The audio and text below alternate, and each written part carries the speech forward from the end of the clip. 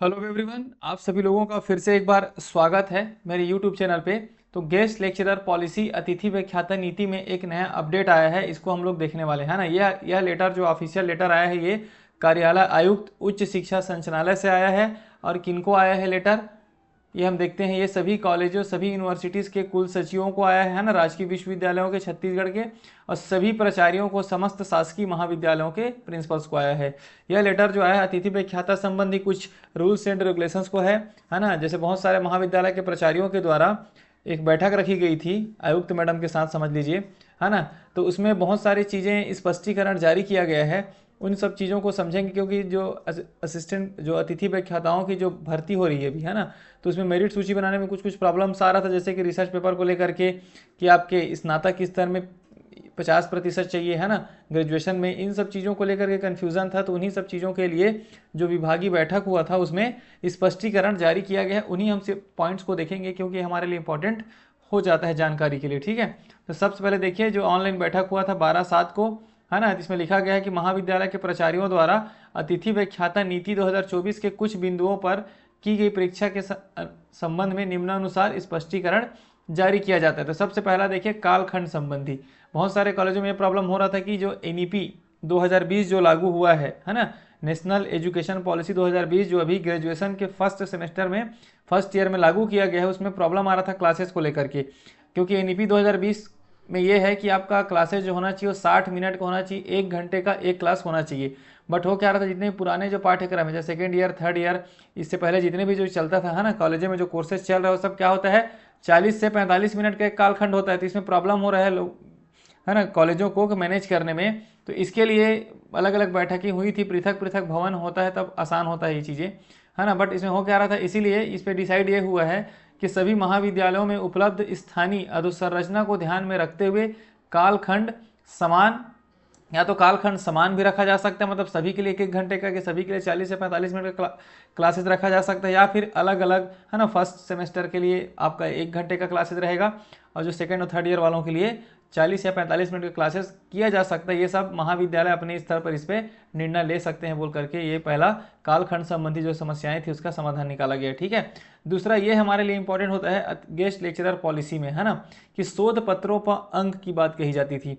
अगर आपने only PG किया है, पीजी करने के बाद आपने 1 या 2 रिसर्च पेपर पब्लिश कर दिया है, तो अब वो काउंट नहीं होगा। उसके लिए क्या है, आपको पीएचडी या एमफिल डिग्री होना चाहिए, और साथ ही साथ पीएचडी और एमफिल के दौरान जो आपने रिसर्च पेपर पब्लिश किया है, उसको भी अतिथि व्याख्याता नीति के मेरिट सूची में काउंट नहीं किया जाएगा। इस चीज़ को भी याद रखेंगे। जैसे होता है ना, जब हम पीएचडी कर रहे हैं, तो पीएचडी के दौरान जिस रिसर्च पेपर का यूज़ करके हमने अपनी पीएचडी डिग्री कंप्लीट की है, वो रिसर्च पेपर अभी काउंट नहीं होगा मेरिट सूची में।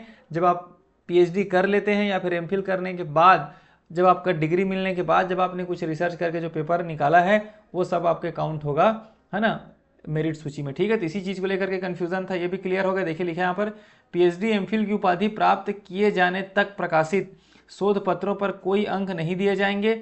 उपाधि प्राप्ति तिथि उपरांत यूजीसी केयर जर्नल्स में प्रकाशित किए गए शोध पत्रों पर ही अंक दिए जाएंगे। तो आपका यूजीसी केयर लिस्ट पेपर होना चाहिए, साथ ही साथ आपके एमफिल या पीएचडी कंप्लीट होने के बाद वो पेपर होना चाहिए। अगर आपने ओनली पीजी किया है, ओनली एमएससी किया हो, आपने 1 2 रिसर्च पेपर निकाला है, वो भी काउंट नहीं होगा। रिसर्च पेपर तभी काउंट होगा जब आपने एमफिल या फिर पीएचडी की आपने डिग्री ली है, तभी जाकर के वो रिसर्च पेपर काउंट होगा। तो ये वाला कन्फ्यूजन अब दूर हो गया, ठीक है। जैसे कि हम लोगों ने देखा था, अतिथि व्याख्यान नीति में 2 नंबर मिलता है एक रिसर्च पेपर का, ठीक है।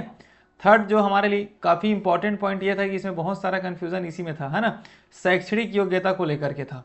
तो विश्वविद्यालय अनुदान आयोग विनियमन 2018 की मार्गदर्शिका के अनुसार उच्च शिक्षण संस्थानों में शिक्षकों की व्यवस्था नियुक्ति के लिए आवश्यक अर्हता स्नातकोत्तर पर 55%, पोस्ट ग्रेजुएशन आपका 55 होना चाहिए, और अनुसूचित जाति, अनुसूचित जनजाति यानी पिछड़ा वर्ग और दिव्यांग जनों के लिए क्या होना चाहिए, 50% होना चाहिए, जो यूजीसी गाइडलाइन में ये है, बट है ना, निर्धारित है। लेकिन हम लोगों ने जो आयुक्त सचिव का जो एक लेटर आया था, है ना, मंत्रालय से, वहाँ पर हम लोगों ने देखा था कि वहाँ पर स्नातक में भी 50% बोला गया था उसमें, इसलिए बहुत सारे कन्फ्यूजन हो गए थे। तो उसको भी अब क्लियर कर दिया गया है कि अतः अतिथि व्याख्याता एवं अन्य की व्यवस्था हेतु स्नातक के अंक देखने की आवश्यकता नहीं है, मतलब उसको देखने की जरूरत नहीं है, बस वो पास होना चाहिए उनका ग्रेजुएशन ओनली पास होना चाहिए, उसमें प्रतिशत देखने की जरूरत नहीं है। यहाँ साफ साफ क्लियर कर दिया गया है कि आपको सिर्फ स्नातकोत्तर मतलब पोस्ट ग्रेजुएशन का ही परसेंटेज देखना है। जनरल कैटेगरी के लिए 55 है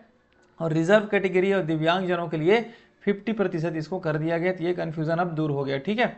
लास्ट में और देख लेते हैं 7 घंटे की उपस्थिति संबंधी।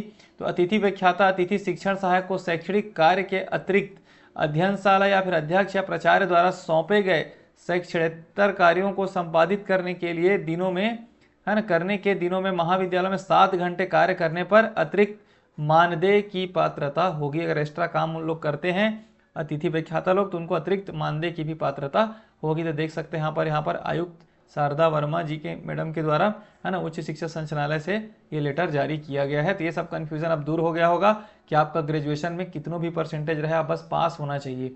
अगर आप पास हैं ग्रेजुएशन में तो आप एलिजिबल हैं गेस्ट लेक्चरर पॉलिसी में अतिथि व्याख्याता की वैकेंसी में, ठीक है। और इसी आधार पर भी असिस्टेंट प्रोफेसर की वैकेंसी जब आएगी तो सेम यूजीसी का गाइडलाइन ही फॉलो किया जाएगा, ठीक है।